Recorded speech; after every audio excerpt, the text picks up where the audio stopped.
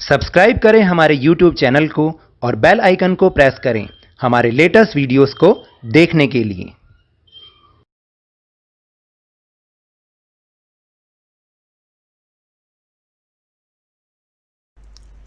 Hello and welcome to Lavneesh sir की class. आज की ये शिक्षा निदेशालय राष्ट्रीय राजधानी क्षेत्र दिल्ली की वर्कशीट नंबर 21 जो कि कक्षा 8वीं के विद्यार्थियों के लिए है।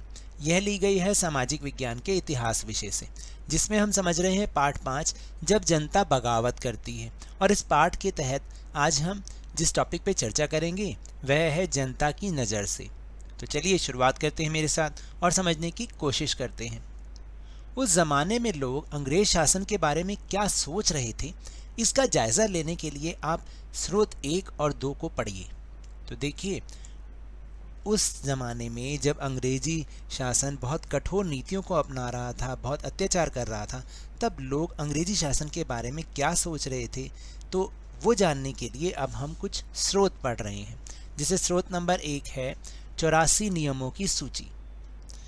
यहाँ महाराष्ट्र के एक गांव में रहने वाले ब्राह्मण विष्णु भट्ट गोडसे द्वारा लिखित पुस्तक माझा प्रवास के कुछ अंश दिए गए हैं। विष्णु भट्ट और उनके चाचा मथुरा में आयोजित किए जा रहे एक यज्ञ में भाग लेने के लिए निकले थे। विष्णु भट्ट लिखते हैं कि रास्ते में उनकी मुलाकात कुछ सिपाहियों से हुई, जिन्होंने उन्हें यह सलाह दी कि वे वापस लौट जाएं, क्योंकि 3 दिन के भीतर चारों तरफ कोहराम मच जाएगा। सिपाहियों ने जो कहा वह इस प्रकार था: अंग्रेज सरकार हिंदुओं और मुसलमानों के धर्म को नष्ट करने पर आमादा है। उन्होंने 84 नियमों की एक ऐसी सूची बनाई है और कलकत्ता में सारे राजाओं और राजकुमारों की मौजूदगी में उसका ऐलान कर दिया है। उन्होंने यानी कि सिपाहियों ने बताया कि राजा इन नियमों को मानने के लिए तैयार नहीं है। उन्होंने अंग्रेज़ों को घातक परिणामों की चेतावनी भी दे दी है। राजाओं ने कहा है कि अगर ये नियम लागू किए गए तो भारी उथल पुथल मच जाएगी, कि राजा भारी गुस्से में अपनी राजधानियों को लौट गए। तमाम लोग बड़े बड़ी योजनाएं बना रहे थे। धर्म युद्ध के लिए तारीख तय कर ली गई थी और मेरठ छावनी से एक गुप्त योजना तैयार करके विभिन्न छावनियों में भेज दी गई थी। तो देखा आपने किस तरह से इस स्रोत 1 से हमें पता चलता है कि उस समय के लोग क्या सोच रहे थे अंग्रेजी शासन के बारे में, कैसे कैसे उनके खिलाफ अपनी रणनीतियां अपना रहे थे ताकि उनका विरोध किया जा सके। फिर अब हम पढ़ रहे हैं स्रोत नंबर 2। जल्दी ही हर टुकड़ी में उत्तेजना छा गई। हर टुकड़ी का मतलब सैनिकों की टुकड़ी, क्योंकि सेना में तो भारतीय सैनिक ही शामिल थे। उस दौर की एक और झलक सूबेदार सीताराम पांडे के संस्मरणों से मिलती है, जो बंगाल नेटिव आर्मी में सिपाही के तौर पर 1812 में भर्ती हुए थे और 1860 में सेवानिवृत्त हुए। उन्होंने बगावत को दबाने में अंग्रेज़ों की मदद की। हालांकि उनका बेटा भी विद्रोहियों के साथ था और अंग्रेज़ों ने उसे सीताराम की आंखों के सामने ही मार डाला था। सेवानिवृत्ति के बाद उनके कमान अफसर नॉर्गेट ने उन्हें अपने संस्मरण लिखने के लिए प्रेरित किया। सीताराम ने 1861 में अवधी भाषा में अपने संस्मरण लिखे, जिनका नॉर्गेट ने अंग्रेजी में अनुवाद किया और फ्रॉम सिपाही टू सूबेदार, सिपाही से सूबेदार तक के नाम से प्रकाशित उसे करवाया। सीताराम पांडे के संस्मरणों का एक अंश इस प्रकार था: मेरा मानना है कि अवध पर हुए कब्जे से सिपाहियों के भीतर गहरा अविश्वास भर गया था और वे सरकार के खिलाफ साजिशें रचने लगे थे। अवध के नवाब और दिल्ली के बादशाह के नुमाइंदों को सेना की नब्ज जानने के लिए पूरे भारत में भेज दिया गया। उन्होंने सिपाहियों की भावनाओं को और हवा दी। उन्होंने सिपाहियों को बताया कि विदेशियों ने बादशाह के साथ कितना बड़ा धोखा किया है। उन्होंने 1000 झूठ गढ़ डाले और सिपाहियों को अपने मालिक को अंग्रेज़ों के खिलाफ बगावत करने के लिए उकसाया, ताकि दिल्ली में बादशाह को दोबारा गद्दी पर बैठाया जा सके। उनकी दलील थी कि अगर सिपाही मिलकर काम करें तो इन सुझावों पर अमल भी करें तो सेना ऐसे कर सकती है। संयोग से इसी समय सरकार ने हर एक रेजिमेंट के कुछ लोगों को नई राइफल के इस्तेमाल का तरीका बताने के लिए अलग अलग छावनियों में भेजा। इन लोगों ने कुछ समय तक सिपाहियों को प्रशिक्षण दिया।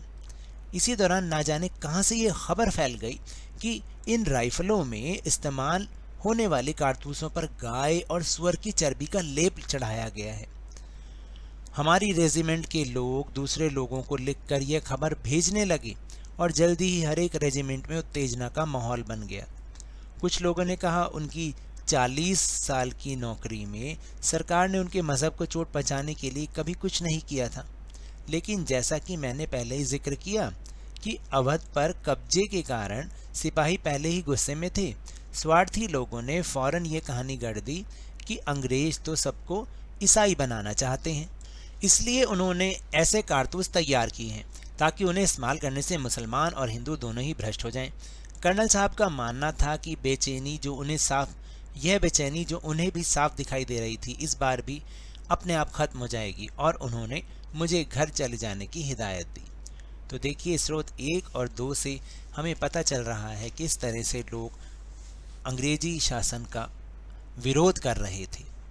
तो चलिए अब हम चलते हैं अपने प्रश्नोत्तर की ओर। तो प्रश्न नंबर 1 है कि माझा प्रवास के अनुसार सिपाहियों ने विष्णु भट्ट और उनके चाचा को लौट जाने को क्यों कहा?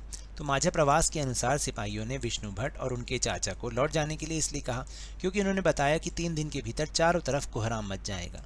फिर प्रश्न नंबर 2 है कि सीताराम पांडे कौन थे और उन्हें संस्मरण लिखने के लिए किसने प्रेरित किया? तो इसका उत्तर है कि सीताराम पांडे बंगाल नेटिव आर्मी में सिपाही के तौर पर 1812 में भर्ती हुए और 1860 में सेवानिवृत्त हुए। सेवानिवृत्ति के बाद ही उन्हें उनके कमान अफसर नॉरगेट ने उन्हें अपने संस्मरण लिखने के लिए प्रेरित किया। फिर है प्रश्न नंबर 3, अंग्रेजी फौज के भारतीय सिपाहियों में अविश्वास क्यों भर गया था? तो इसका उत्तर है कि अंग्रेजी फौज के भारतीय सिपाहियों में अवध पर हुए कब्जे से उनके भीतर गहरा अविश्वास भर गया था और वे सरकार के खिलाफ साजिशें रचने लगे थे।